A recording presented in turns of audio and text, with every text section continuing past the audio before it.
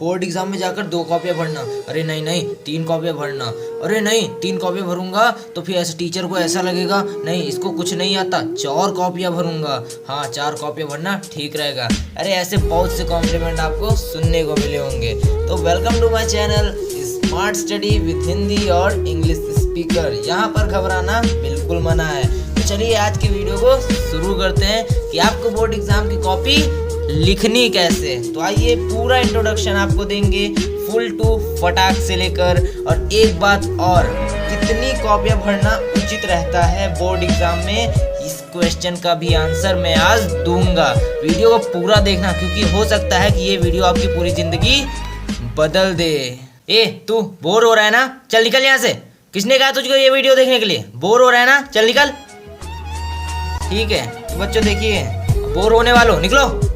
पता नहीं किस लिए देख रहे हैं वीडियो, देखनी तो देखो, मैंने नहीं कहा देखो।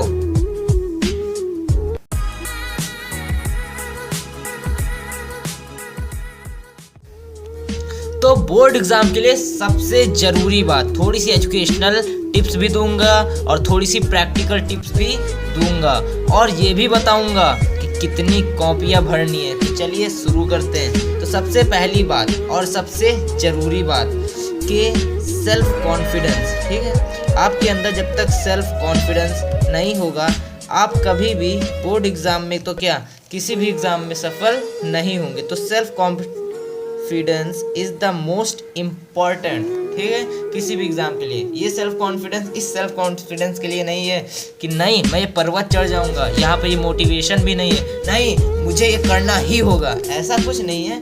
बस जितना आपने पढ़ा हो बस उस पर भरोसा रखिए, अपने बुद्धि पर भरोसा रखिए, अपने नॉलेज पर भरोसा रखिए कि हाँ ये चीज़ मुझे आती है और मैं इसे कर भी दूंगा। ठीक है, और दूसरी बात, सबसे ज़रूरी बात, जिस दिन आपका एग्ज़ाम हो, ठीक है, जिस भी दिन आपका एग्ज़ाम हो, लाइक एग्ज़ाम डे लिख देता हूँ, ठीक है, जिस भी दिन आपका एग्ज़ाम हो उस दिन आप वहाँ पर जाके ये मत कीजिएगा कि अपने सेंटर पर गए, सेंटर पर जाकर किताब लेकर बैठ गए और किताब पढ़ने के लिए जुट गए।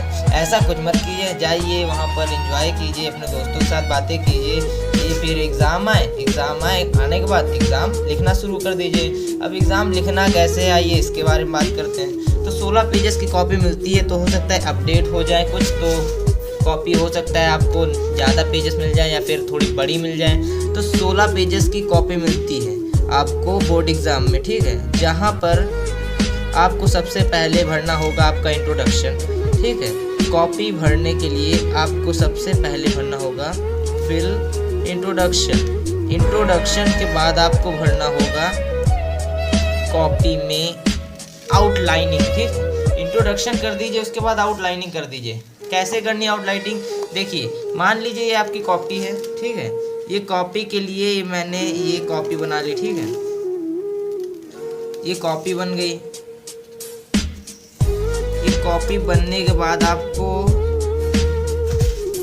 ठीक है, आपने इंट्रो भर दिया, इंट्रो भरने के बाद पेज आपने पलट दिया, ठीक है, पेज पलट दिया, पेज पलटने के बाद ऐसी कॉपी आ गई। ऐसी कॉपी में ऐसी ही आउटलाइंस रहेंगी, ठीक है। तो आपको एक यहाँ पर, ठीक है, 2-2 सेंटीमीटर गैप करना है दोनों तरफ। हो सकता है कम कर दीजिए, ज़्यादा मत कीजिए, क्योंकि टीचर को ऐसा लगने लगता है कि बच्चे ने आधी कॉपी तो लाइनिंग में भर दी, आधे में लिखा, इसको नंबर क्या दूँ, इसने तो सिर्फ कॉपी भरने के लिए किया है। तो ऐसा बिल्कुल भी मत करना है। आपको ज़्यादा से कम और ज़्यादा से ज़्यादा लिखना है, ठीक है, मतलब ज़्यादा से ज़्यादा लिखना है, कम से कम आउटलाइनिंग छोड़नी है, ठीक है।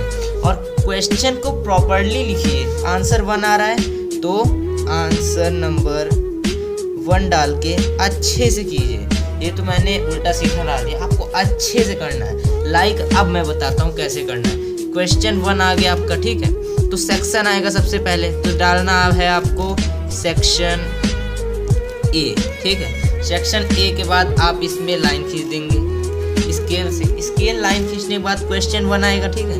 क्वेश्चन 1 के लिए आपको डालना पड़ेगा आंसर नंबर 1 और पार्ट आ जाए अगर, ठीक है, एक पार्ट की मान लीजिए आंसर क्वेश्चन 1 के 2 पार्ट हैं, तो उसमें से आप पार्ट 1 डालने के लिए ए डाल दीजिए, ठीक है, और वहाँ पर अपना आंसर लिख दीजिए। और रही बात दूसरी, ठीक है, दूसरी बात आपको कुछ नहीं करना है। पेज टर्न कर लेता हूँ पहले, तो पेज टर्न कर लिया है। तो नंबर 3rd टिप आ जाते हैं हम लोग, ठीक है। बोर हो रहे थे, कंसंट्रेशन मिटा दिया बच्चों का भी, मेरा भी। हाँ, तो नंबर 3rd टिप पे आ जाते हैं, ठीक है। नंबर 3rd टिप पे आते हैं कि आप हर पेज पर आप अपना रोल नंबर फिल कीजिए, ठीक है। रोल नंबर फिल कीजिए हर पेज पर, जो रोल नंबर होता है, ठीक है। आप उस पर कुछ भी फिल कीजिए, ठीक है। आप अपना रोल नंबर लेकिन हर एक पेज पे फिल कीजिए, ठीक है। और फिल करने के बाद जब आप रोल नंबर फिल कर दो तो फिर ये नहीं कि आप कहीं भी रोल नंबर फिल कर दो, ठीक है। टॉप कॉर्नर पे, मतलब यहाँ पर आप अपना रोल नंबर फिल कर सकते हो, ठीक है। आप नीचे फिल कर सकते हो, है ना।